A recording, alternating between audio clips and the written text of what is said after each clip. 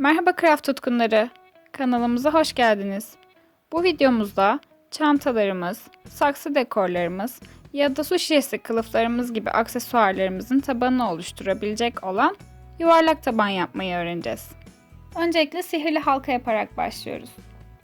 Sihirli halka yapımının detaylı anlatımı bir önceki videomuzda mevcut. Sağ üst köşedeki kartlara da videoyu bırakacağım. İlk denemen ise önce o videodan sihirli halka yapımını öğrenmenizi tavsiye ederim. Sihirli halkama 8 ilmek ile başlıyorum.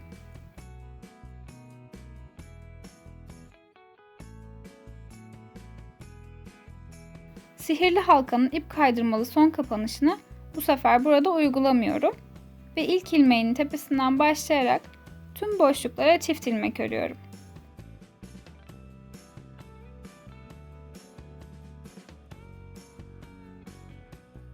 Yani her boşluğa 2 kere batarak sıramı büyütüyorum.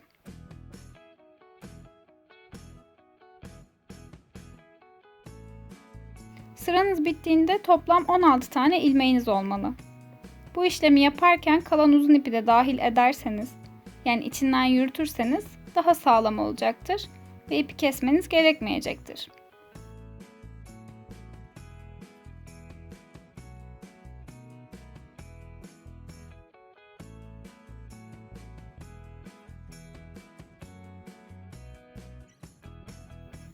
Hepsine çift sıram bittikten sonra sıra başlangıcımı kaybetmemek için bir yer belirleyici koyuyorum. Yeni sıramıza geçerken kuralları şaşırmamak adına özellikle de yeni başladıysanız takibinizi kolaylaştırması için bunu yapmanızı öneririm. Yeni sıram bir çift bir tek sırası. Başlangıcımızı çift ile yapıyoruz. Yani ilk boşluğa 2 kere ilmek öreceğiz. Sonrasındakine bir kere. Yani bir çift bir tek.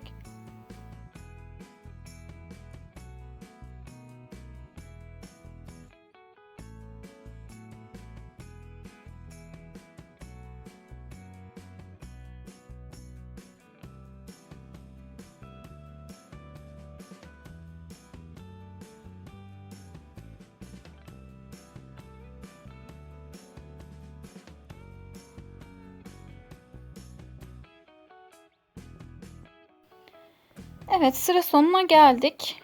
Asıl arttırmalar ve mantığını anlamanız gereken yerler bu sırada başlıyor. Bu sıra itibariyle ne ile bittiğimize değil, yani tekle mi bittik, çiftle mi bittik ona bakmaksızın yeni başlayacak olan sıramızın altındaki sıradaki ilk çiftimizi tespit ediyoruz. Çiftten sonraki ilk boşluğa çift gelmeli. Yeni sırada çift gelmesi gereken sırayı belirledikten sonra sıramız 2 tek bir çift olduğu için geriye 2 tekimizi sayıyoruz. Tekler bu sıramızda başlangıç noktasına denk geldiği için 2 tek ile başlıyoruz.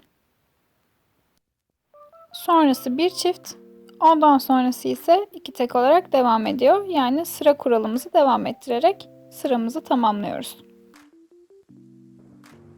Ancak her zaman bu şekilde denk gelmeyecek ve farklılıklar oluşacak diğer sıralarda. O yüzden iyi takip etmenizi tavsiye ederim. Bu sıramızı 2 tek bir çift olarak hemen hızlıca bitirelim.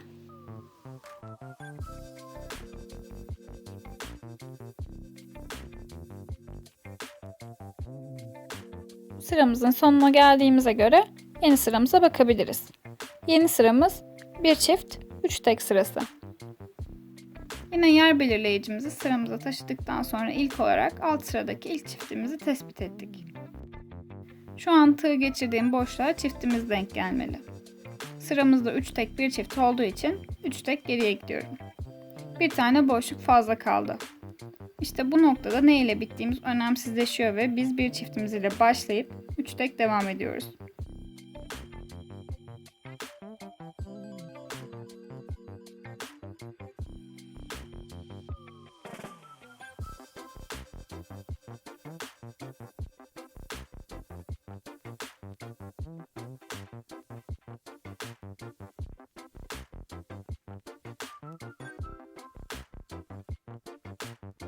Üçüncü tekimizi bitirdikten sonra alt sıradaki çiftten bir sonraki boşluğa çiftimiz denk gelmiş oldu. Bundan sonrasında da sıra kuralımızı devam ettiriyoruz aynı şekilde. Çiftten sonrakine çift geldiğini bu şekilde kontrol edebilirsiniz. Devamı 3 tane tek, 1 tane çift şeklinde. Bu sıramızı da hemen hızlıca tamamlayıp bir üst sırada buluşalım.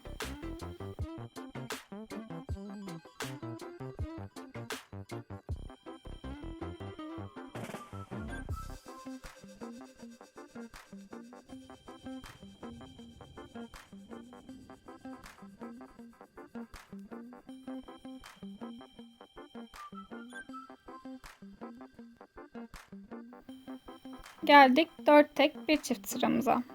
Gördüğünüz gibi tek sayımız bir tane daha arttı. Öncelikle çiftimizi bulduk ve geride sadece 2 boşluğumuz var. O yüzden bu 2 boşluğa 2 tekimizi yapıp alt sıradaki çiftten sonrasına çift gelecek şekilde öncelikle sıramıza başlıyoruz.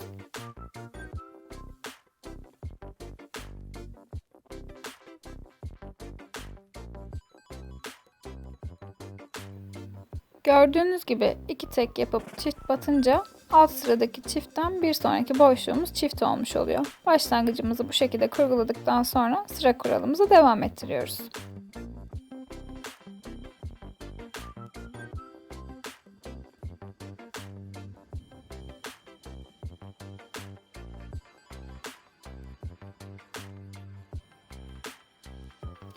Bu arada unutmadan söyleyeyim, minik bir püf noktası. Gerçi biliyorsunuzdur, örgülerde elimizin sıkılığı ve ipin kalınlığı da önemli oluyor. Böyle kalın iplerle örüyorsanız rahat örülmesi için biraz gevşek bırakmanızı öneririm ki daha rahat ilerlesin örgünüz.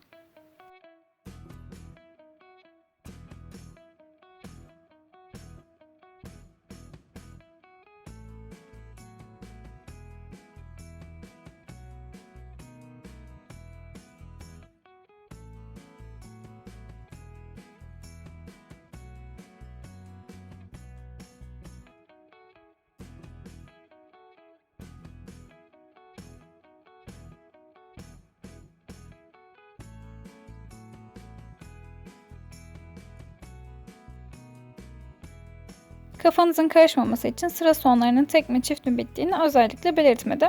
Ancak videomuzda sıra sonları detaylı olarak gösteriliyor. Oradan takip edip inceleyebilirsiniz. Geldik 5 tek 1 çift sırasına. Bu sefer de ilk çiftimizi belirledikten sonra geriye 4 tekimiz kaldı. 4 tek ile başladık ve 5.'ye çiftimizi battık.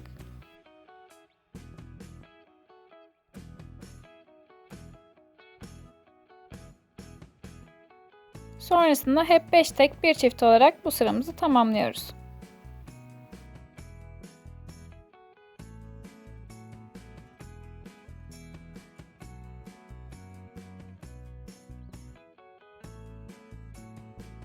Aslında arkasındaki mantık çok basit. Her bir üst sıraya çıktığımızda bir tane çiftimiz ve bir önceki sıramızdan da bir tane fazla tekimiz oluyor. Bu mantıkla istediğiniz kadar büyütebilirsiniz. Özellikle bu makaron çantaları yaparken daha büyük sayılara ihtiyacımız oluyor tabii ki. 5'te bırakmak yeterli gelmeyecektir. Siz bu şekilde devam ettirebilirsiniz. Umarım kendi çantalarınızı ya da aksesuarlarınızı yapmak için heveslendiren bir video olmuştur ve açıklayıcıdır. Siz yine de sorularınız olursa aşağıya yorum olarak bırakabilirsiniz. Instagram'dan bizi takip edip yaptıklarınızı da paylaşırsanız çok seviniriz. Kanalımıza abone olmayı unutmayınız. Bir sonraki videoda görüşmek üzere. Hoşça kalın.